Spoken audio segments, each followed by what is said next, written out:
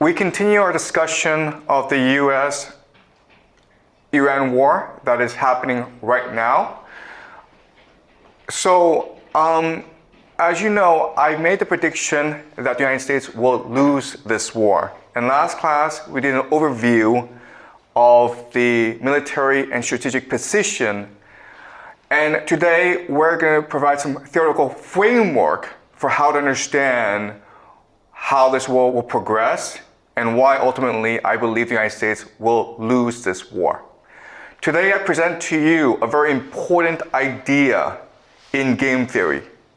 And once you understand this idea, then you understand why things will turn out the way they do. Okay, it's called a law of asymmetry. Okay, law of asymmetry. And all this is saying is that the United States and Iran are not peers. They're not equals.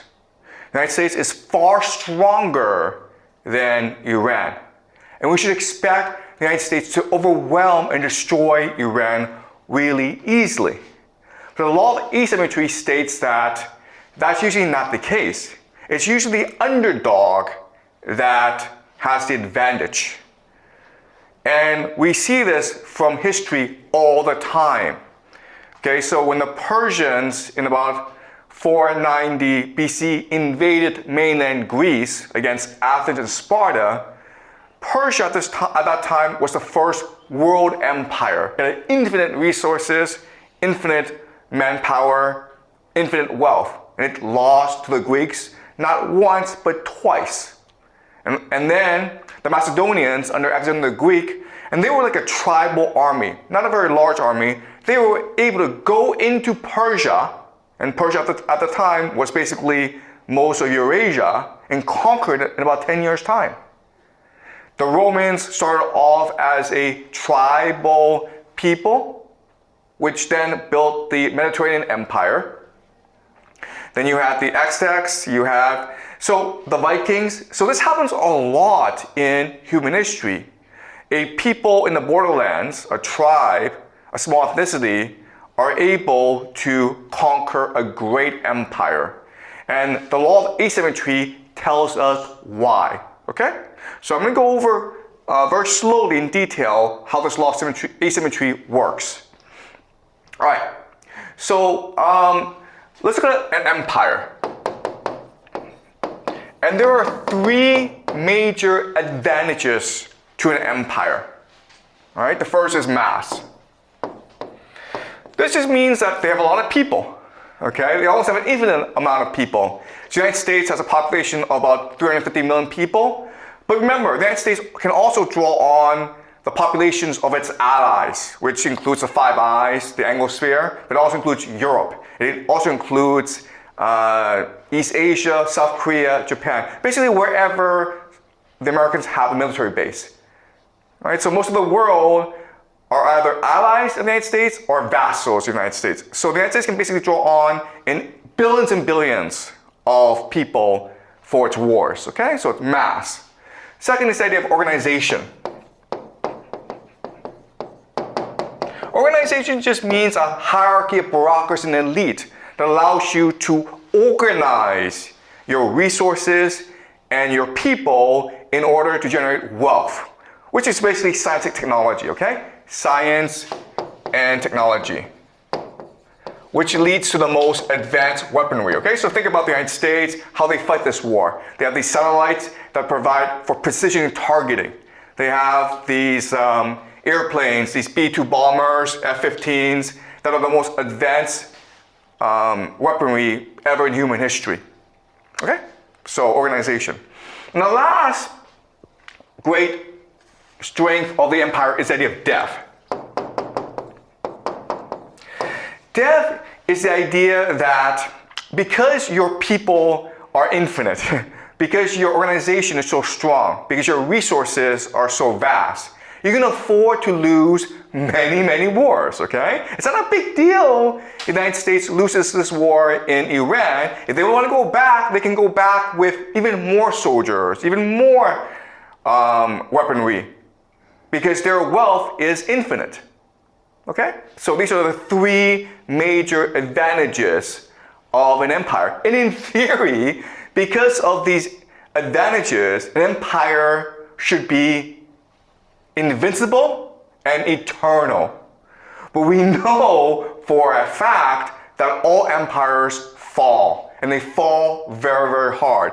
And quite honestly, they don't last a very long time. Maybe 20 years, maybe 30 years for most empires. That's not a very long time.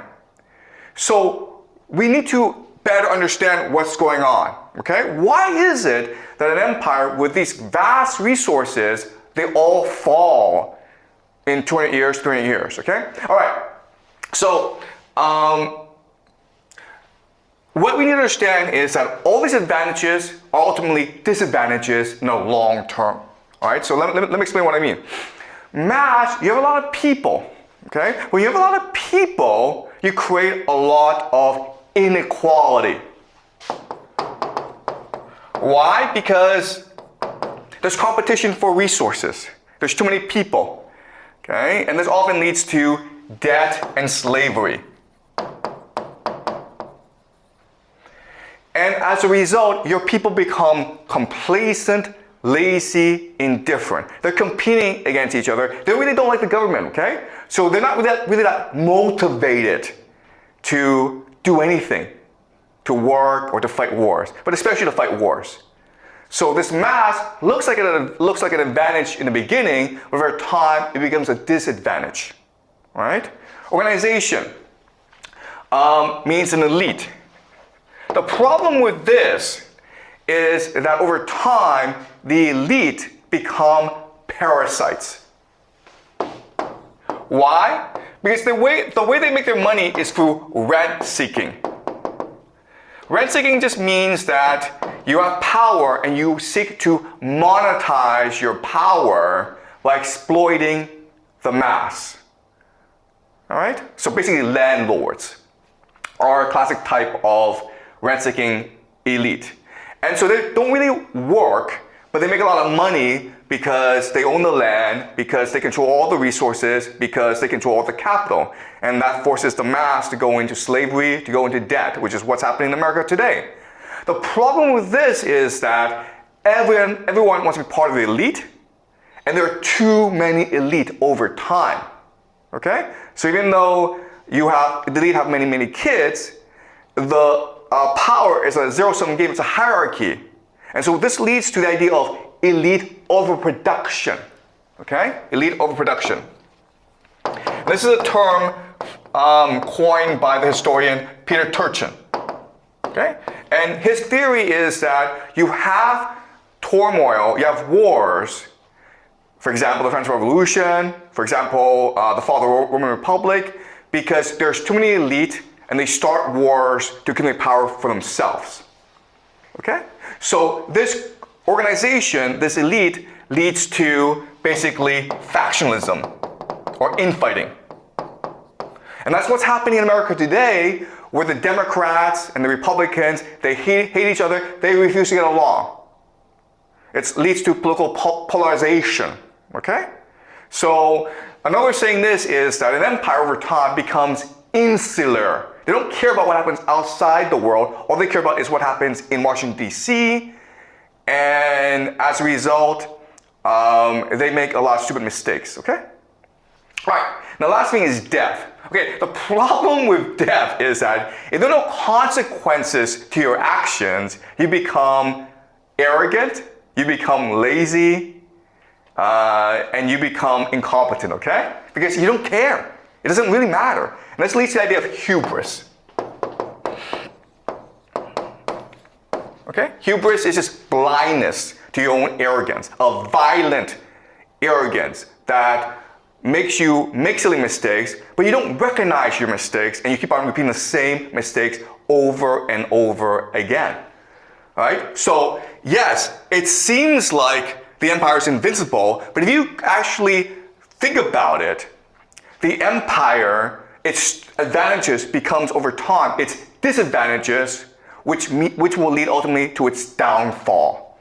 Okay? So the mass leads to inequality, the organization leads to overproduction, which leads to factionalism, and death leads to hubris.